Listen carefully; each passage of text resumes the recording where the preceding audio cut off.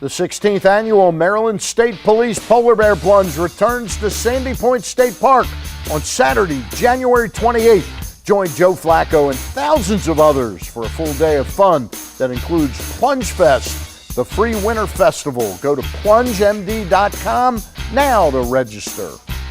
And welcome back to Inside PressBox presented by Freedmont Mortgage. Time now for the photo of the week.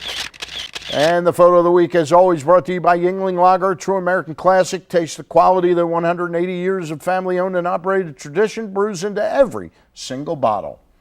Sabina Moran took this picture of our old friend Ray Lewis in San Diego on Sunday night when he returned to the gridiron after missing 4 games with a toe injury. Though that was good news for the Ravens and their fans, the result of the game was not, as they lost to the Chargers 34-14. You can see more of Sabina's Ravens photos at PressBoxOnline.com, where you'll also find the Ravens report written by our next guest, Joe Platania, who joins us now to talk about the Ravens and their inconsistent season. Joe, is that a good way to put it? I think so. Even with a gaudy record of 10-4, there are times when you're not sure which Ravens team is going to show up, especially on the road. We had something on PressBoxOnline.com about that just this very week, about how the Ravens are 3-4 on the road and how they've been, I think, 16-15 on the road under John Harbaugh. Now, they've had playoff success on the road, but in the regular season, when you're trying to set up a possible high seed in a home game, that's not good enough. You know, you and I were talking off the air, and I sort of was assumptive that you were going to agree with me that the dismissal of Derek Mason, Kelly Gregg, Todd Heap, Willis McGahee were all good moves. And you agree with me that overall they probably were. Is that the type of thing maybe that they're missing? A little bit more veteran experience, though, when you turn away from those guys? Well, when you look at a couple of print issues ago, I did a story about how those players are doing on the other teams, and McGahee is the only one who's really gained any traction. But as far as what they left behind in Baltimore, it helped and it didn't help. I mean, it helped because you got the second-year guys, third-year guys like Terrence Cody and Ed Dixon, guys like that to get more playing time.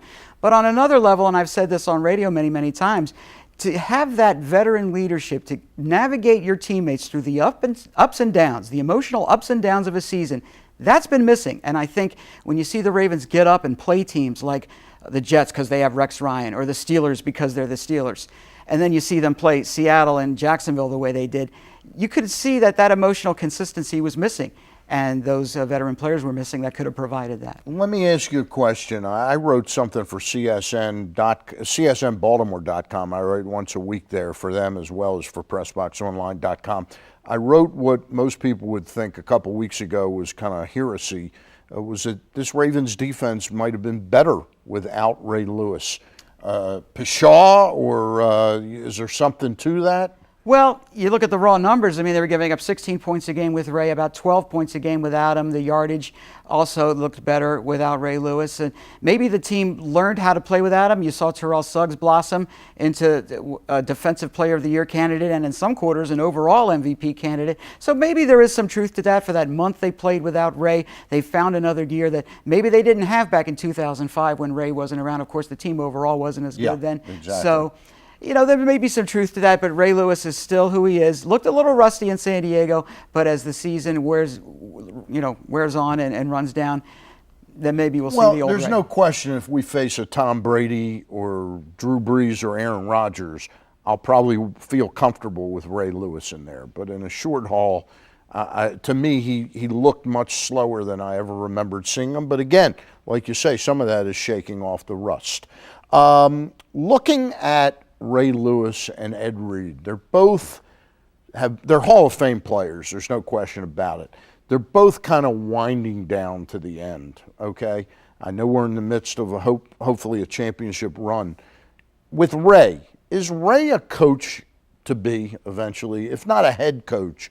He's a guy that could be a difference maker on that sideline. I think he could. I think he really likes working with younger people. Maybe you would see him at a youth level or a high school level early on, and then maybe he works his way up, pays his dues as a coach the way he did as a player.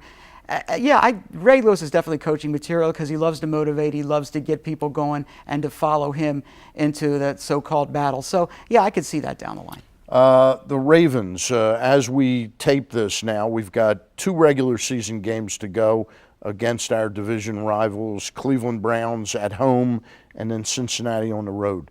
What do you think the chances will end up 12-4 and maintain that second spot should New England win out? Well, that Cincinnati game is pretty much a wild card because, it's easy to dismiss Cleveland. They've had 10 or more losses in 10 of 13 seasons since they came back into the league. And, of course, they didn't look very good. That's a curse of Art Modell. I guess so. If Art Modell goes into the Hall of Fame, Cleveland will again return to some type of competent play on the field. That's true, but what Cincinnati's done this year is remarkable. Marvin Lewis finally has a defense under him because he's known as a defensive guy, hasn't had much defense there, but they've played very, very well despite just absolutely pathetic fan support. They're averaging barely over 40,000 a game.